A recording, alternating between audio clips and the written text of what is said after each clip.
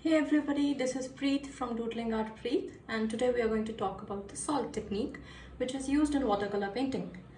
Thus the two boxes of salt over here. This one is a normal sea salt, whereas this one is a Himalayan rock salt. We are using different sorts of salt to demonstrate the patterns which they will be creating because of their size. Now I can show you certain examples. This is the first one where I've tried to create a snowflake image in the painting, and this has been made using the salt technique. I've used normal salt only in this particular one.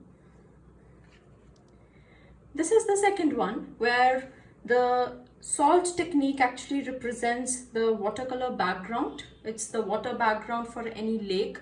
Say if the water is still and it's not really moving, then it'll be a little dirtier. So that is how I've created it. Third one over here, we have the moon, where I've tried to create patterns in the moon, because we know that moon is not smooth surface. It's not a smooth surface, whereas it has certain ridges. So that is what the pattern represents. And in this one, the mountains have been created with the salt technique to represent the snow-covered mountains.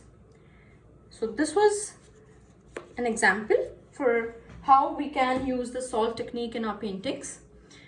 Next, I'll be demonstrating how to actually make it. We have actually divided the page into 3 halves. We'll be demonstrating 3 things in these pages.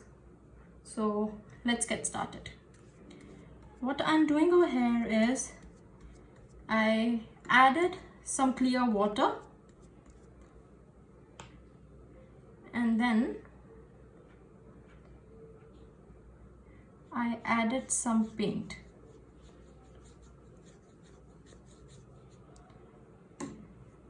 Now while it is wet, we added some salt, sea salt. Moving on to the next part, again we added some clear water,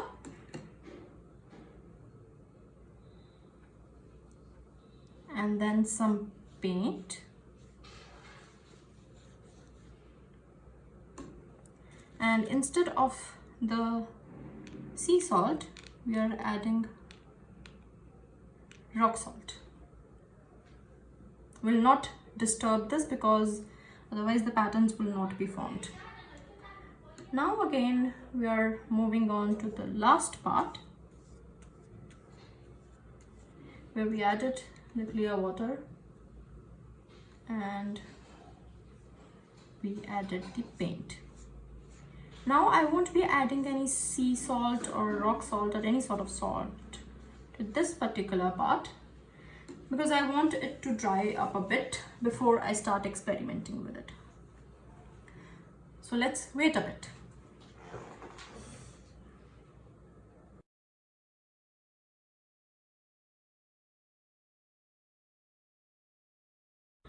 Okay, now the paintings have actually dried up and I've removed the salt, whatever was left of it. Let's see the difference now.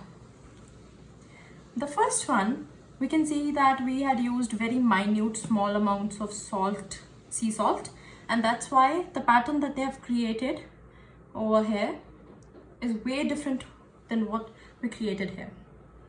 We had only used 3 or 4 particles for the Himalayan rock salt, and that's why it's very limited. But if you can really see, the size is way bigger compared to a single element of this. This we had used in a large amount, and that is the reason it has covered up the entire area. Otherwise, it doesn't have the capacity to cover this much area itself alone. Whereas your rock salt will cover up the entire thing if you place it throughout your painting. Now, this is the third one where we didn't put any salt. Now, what I actually wanted to demonstrate was that once it is dry, and you place salt on your painting, it will have no effect. The effect will only be if your painting is wet. It has to be wet for it to absorb the salt. Salt acts as a reactant when it comes in contact with the water, and it starts absorbing the liquid quality of the water. And that is the only reason it creates such beautiful patterns, and it eliminates the paint and decreases the pigment.